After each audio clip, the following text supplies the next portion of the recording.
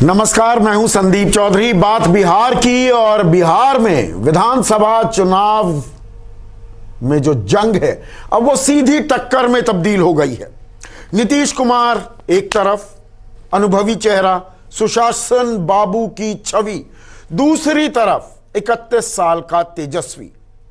और जब इस जंग का आगाज हुआ था, शंखनाद हुआ था, तो बहुतेरे राजनीतिक जानकार, विश्लेषक और आरजेडी के खिलाफ लड़ने वाली जेडीयू और बीजेपी का खेमा, उनको लग रहा था जंगल राज का बैगेज, लालू प्रसाद यादव की विरासत, अनुभवहीन तेजस्वी यादव, यह केक वॉक होगा, यह लड़ाई नहीं होगी, तेजस्वी यादव को तो हम आसानी से घेर लेंगे।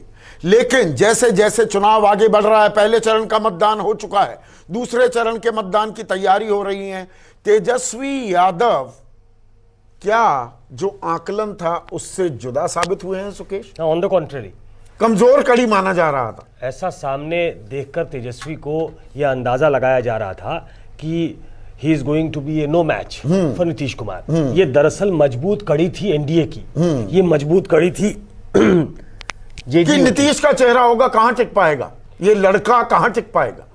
नीतीश कुमार के सामने तेजस्वी जब खड़े होंगे तो तेजस्वी में वो सलाहियत नहीं होगी, वो अनुभव नहीं होगा, तेजस्वी में उनको मैच करने की कोई कैपेबिलिटी नहीं होगी। इसको स्ट्रॉन्ग पॉइंट समझा जा रहा था। इसको जेडीयू एनडीए के लोग मतलब वो उनके लिए नो ब्रेनर था। हाँ, कि नीतीश के अलावा कौन, कि तेजस्वी जैसे सामने होंगे वो डेफिनेट एज नीतीश कुमार को दे देंगे। जो मैंने अभी तक ऑब्जर्व किया है उससे मुझे ये लग रहा है कि ऑन द कॉन्ट्ररी तेजस्वी दरअसल चैलेंज करने लगे हैं, वो बेटर चैलेंजर हो गए। अगर कोई दूसरा होता तो शायद ऐसा चैलेंज देता नहीं देता, इसकी तो कल्पना की जा सकती है। लेकिन वो क्यों नहीं दे पाता, ये मैं सोचता हूं कि तेजस्वी एक नेचुरल सक्सेसर के तौर पर आरजेडी में है। आरजेडी में उनसे स्वीकार्य कोई चेहरा नहीं होता, शायद उसकी वो फॉलोइंग पार्टी के अंदर नहीं होती। वो नरेंद्र मोदी की तरह नहीं होता, वो मनमोहन सिंह की तरह होता कि वो उम्मीदवार तो बना दिया गया होता, लेकिन शायद उसमें उसको वो बैकअप नहीं मिलता, वो अथॉरिटी उसके अंदर नहीं होती। तेजस्वी में पहले तो वो अथॉरिटी, चूंकि वो लालू यादव के बेटे हैं, और अब चूंकि वो सर्वमान्य नेता आरजेडी के भीतर हो गए। आरजेडी के भीतर जो तमाम बड़े नेता थे, आप देख लीजिए अब्दुल बारी सिद्दीकी को, पुराने नेता, अपनी कॉन्स्टिट्यूंसी में चुनाव लड़ रहे हैं। जगदानंद सिंह अध्यक्ष हैं, हाँ बहुत लिमिटेड रोल है। रामचंद्र पूर्वे वो पुराने अध्यक्ष हैं, चुनाव में कहां है मुझे मालूम नहीं है। उनके युवा चेहरों को भी देख लीजिए, आलोक मेहता अपने इलाके में चुनाव लड़ रहे हैं। He is the only one, वो अकेला ऐसा चेहरा है जो दिन भर में 12-15 सभाएं कर रहा है। पर ये तेजस्वी नहीं, मैं ये कह रहा था कि ये तेजस्वी जिनको एक बैगेज की तरह देखा जा रहा था कि दरअसल जब लालू यादव के खानदान का कोई व्यक्ति आएगा उन पे हमले हो रहे हैं, लेकिन वो हमलों को जो डिफ्लेक्ट कर रहे हैं उस पे जो ध्यान नहीं दे रहे हैं। नीतीश पर आते हैं। आपने एक बहुत अहम पॉइंट उठाया सुकेश कि आरजेडी में वो सर्वमान्य हो गई, लेकिन जो विपक्षी महागठबंधन था, और हमें भूलना नहीं चाहिए चुनाव से पहले जब आगाज हुआ, शंखनाद हुआ, आरएलएसपी भी इनके साथ थी, वीआईपी थी, हम भी था, और ये लोग छिटक गए कि नहीं, तेजस्वी मुख्यमंत्री के तौर पर वो चेहरा हमें कबूल नहीं है। तो ऐसा लगा कि नहीं, तेजस्वी के लिए तो बहुत ही कमजोर कड़ी, जो हमने शब्द इस्तेमाल किया, वो तो एक बहुत ही डिफिकल्ट विकेट पे खेल रही है। पर धीरे धीरे जो अनफोल्डिंग हुई है उसमें तेजस्वी ना सिर्फ आरजेडी बल्कि कांग्रेस के लिए भी और वाम खेमे को भी जिस तरह से उन्होंने सहेजा है, और जो सीटों का बंटवारा भी बाद में मुकम्मल हो गया, वो तेजस्वी जो उम्मीद की जा रही थी उससे कहीं बेहतर आगे आ गई। मैं एक एक पॉइंट पे आपको बताता हूं। तेजस्वी बहुत ही युवा है, 31 साल उनकी उम्र है, राजनीति में उम्र उनकी 5 साल है। क्या क्या किया है उन्होंने, देखिए एक नैरेटिव बनता है इलेक्शन के पहले, और वो नैरेटिव बड़ा जोर का काम आता है। हाँ, बहुत वीक ओपनिंग थी, जैसे फिल्मों में होता है ना कि भाई ओपनिंग अच्छी नहीं हुई, थर्सडे फ्राइडे को रिलीज हुई फिल्म और वो चली नहीं, तो शुरुआती दौर में ऐसे लग रहा था कि तेजस्वी की ओपनिंग बड़ी वीक हुई है। वो वही मैं बता रहा था कि वीक ओपनिंग क्यों थी। हाँ, हम पार्टी बाहर निकलती है, मांझी कहते हैं तेजस्वी से नहीं हो पाएगा, फिर वो हमला करते हैं एक परिवार जो बिहार पर बाहर। आरएलएसपी बाहर निकलती है, वो तेजस्वी का नेतृत्व मानने को तैयार नहीं है। कांग्रेस की तरफ से इनिशियल बयान आते हैं कि ये तो आरजेडी के चेहरा है, हमारे चेहरा नहीं है। हाँ। पहली विक्ट्री, तेजस्वी की पहली विक्ट्री, वो इन दोनों के बाहर जाने के बाद, हम और आरएलएसपी के बाहर जाने के बाद भी इस नैरेटिव के बीच कि तेजस्वी कमजोर कड़ी है, वो इमर्ज करते हैं। दूसरी विक्ट्री, वो कांग्रेस और लेफ्ट से ये मनवाते हैं कि ये हमारा मुख्यमंत्री पद का उम्मीदवार है। तीसरी विक्ट्री, इस बार जो गठबंधन किया है वो राजनीतिक पंडित, मैं नरेंद्र मोदी जी के शब्द चुरा रहा हूं, वो पंडित कहते हैं, राजनीतिक पंडित कहते हैं कि ये बेस्ट अवेलेबल ऑप्शन था उनके पास। सीपीआई एमएल, सीपीआई सीपीएम को जोड़ना ये एक स्मार्ट मूव था, तो वो उन्होंने किया।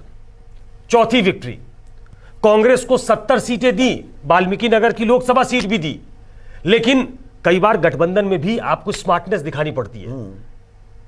कांग्रेस को जो कुछ सीटें दी, उनका मन रखने के लिए वो कमजोर सीटें थी। 70 सीटें तो दे दी हैं। हालांकि इसका एक फ्लिप साइड ये भी हो सकता है कि कहीं कांग्रेस ही कमजोर कड़ी ना हो जाए। लेकिन इनिशियली अगर देखा जाए तो स्मार्ट मूव में से एक देखा जाएगा कि कांग्रेस से गठबंधन न टूटे। 58 सीटें दी गई थी। लालू यादव इस पक्ष के थे कि उनको 58 दी जाए और वाल्मीकि नगर की उपचुनाव वाली सीट उनको दे दी जाए। 58 को 70 तक पहुंचाया गया। ये उनकी चौथी विक्ट्री थी कि सीट भी दी, लेकिन वो कमजोर सीटें हैं, उससे आरजेडी का बहुत नुकसान नहीं था। पांचवी विक्ट्री, आरजेडी के लिए एक बल्क, बहुत समय के बाद आरजेडी इतनी सीटों पे चुनाव लड़ रही है। ये एक साथ उन परिस्थितियों में इतनी विक्ट्री अचीव करना, जब उनको मतलब डाउन एंड आउट बताया जा रहा था, जो उनके साथ वाले थे, जो 19 में उनके साथ चुनाव लड़े थे, वही बता रहे थे कि भाई इससे होने वाला नहीं है। और चूंकि 19 में सुपड़ा साफ हो गया था, इसलिए लोगों में सहसा ये गया कि अरे भाई इनको तो इनके साथ वाले लोग मानने को तैयार नहीं है। वहां से यहां तक चुनाव वो हारेंगे जीतेंगे ये तो भविष्य के गर्भ में 10 तारीख को पता लेकिन लगेगा। जिस तरीके से वो चैलेंजर की तरह दिख रहे हैं, जिस तरीके से अपने इर्द गिर्द उनके इर्द गिर्द भीड़ दिख रही है, जिस तरीके से मुद्दे से बिना भटके हुए एक आध बयान इधर उधर छोड़ दीजिए, तो मुद्दों से बिना भटके रिलेंटलेस कैंपेन उनका है, तो उनके अंदर वो एनर्जी भी दिख रही है, उनके अंदर वो पॉलिटिकल एक्यूमेन भी दिख रहा है, परिपक्वता दिख रही है बिल्कुल। हाँ। और वो हंगर दिख रहा है। अभी वो 31 के हैं तो अभी तो वो होगा, और यहाँ पर सब में नहीं होता। हाँ, उनमें वो हंगर भी दिख रहा है जीत का। नीतीश, जो उनको लग रहा था कि नीतीश के अलावा कौन, चेहरा कौन, हम तो सीधा पूछेंगे भाई किसको दोगे, मेरे अलावा कौन है, ये बात आएगी कि मैं हूं ना।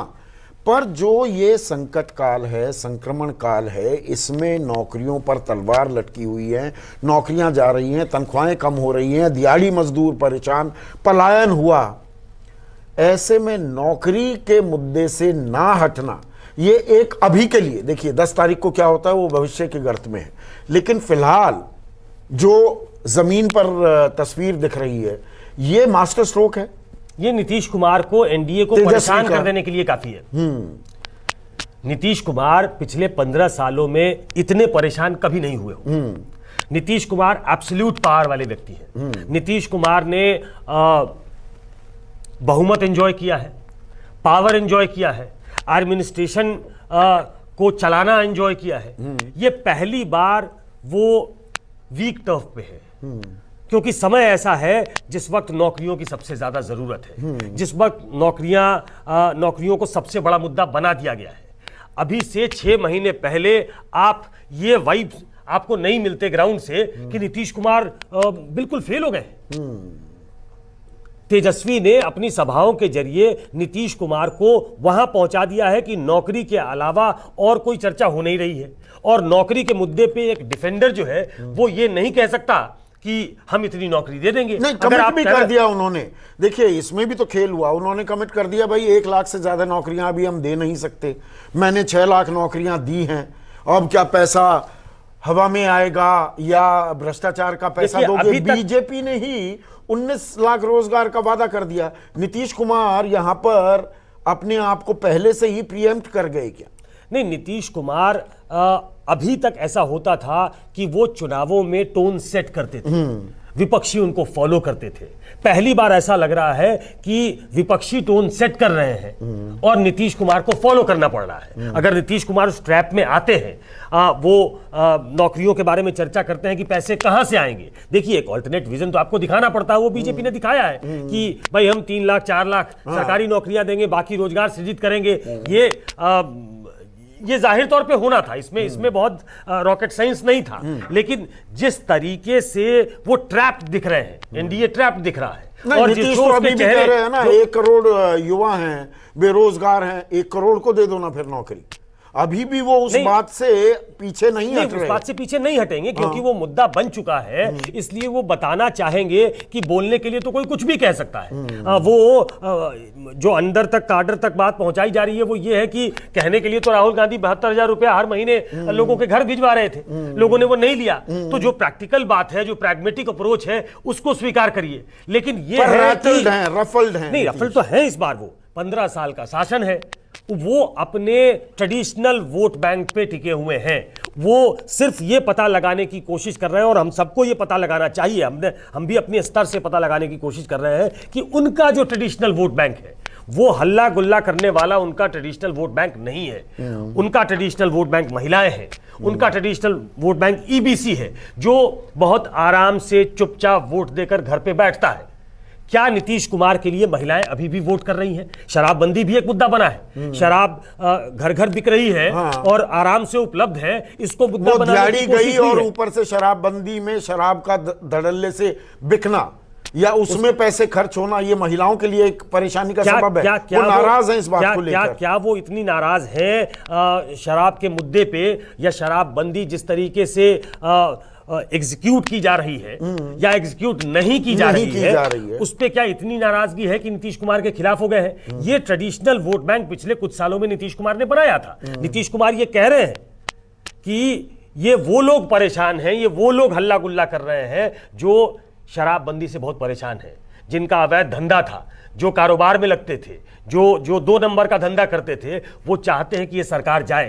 तो वो महिलाओं को इस बहाने ये मैसेज देने की, सटल मैसेज देने की भी कोशिश कर रहे हैं कि दरअसल हमको हटाने की कोशिश वो शराब वाली लॉबी कर रही है। वो चाहती है कि शराब फिर से चालू हो जाए। तो वो एक तरीके से डरा भी रहे हैं, वो अंदेशा दिखा रहे हैं कि आप हमें वोट करिए, नहीं तो वो आ जाएंगे जो शराबबंदी नहीं चाहते हैं। तो उनकी वोटर महिलाएं क्या उनको वोट नहीं कर रही हैं? क्या ईबीसी उनको वोट नहीं कर रहा है? क्या इस नौकरी की हवा में सब उड़ गया? अब सिर्फ इतना भरोसा दिलाना है तेजस्वी को कि ये नौकरी सिर्फ वो कह नहीं रहे हैं, वो देंगे भी। नीतीश कुमार ये विश्वास दिलाने में लगे हैं कि झूठे भ्रम में मत रहिए, झूठे वादों में मत फंसिए, नौकरी के चक्कर में फंसेंगे, सब कुछ गवा बैठेंगे, क्योंकि ये उसी लेगेसी को आगे लेकर चलता है। वो जंगल राज लेकर आएगा और प्रधानमंत्री कहते हैं ये जंगल राज की युवराज है। हाँ, तो जंगल राज की गूंज सुनाई देने की कोशिश कर रही है कि ये सुनाई दे एनडीए, लेकिन अभी नौकरियों पर ही अटका हुआ है। पर एक साइलेंट वोटर भी है। वो साइलेंट वोटर क्या करता है, 40 साल से ऊपर वाले वोटर क्या करते हैं, उन्होंने लालू का राज भी देखा हुआ है। ये देखने वाली बात होगी। लेकिन लब्बो लुबाब यह है कि जो कमजोर कड़ी शुरुआती दौर में दिख रहा था तेजस्वी, आज की तारीख में सीधे सीधे टक्कर है। तो अभी के लिए, आज के लिए बस इतना ही। नमस्कार, मैं हूं संदीप चौधरी। अगर आपको ये वीडियो पसंद आया हो तो इसे लाइक और शेयर जरूर करें, और हाँ, हमें सब्सक्राइब और फॉलो करना ना भूलें, ताकि आप देश और दुनिया की कोई खबर मिस ना करें। तो जुड़िए हमारे साथ और देखते रहिए News 24।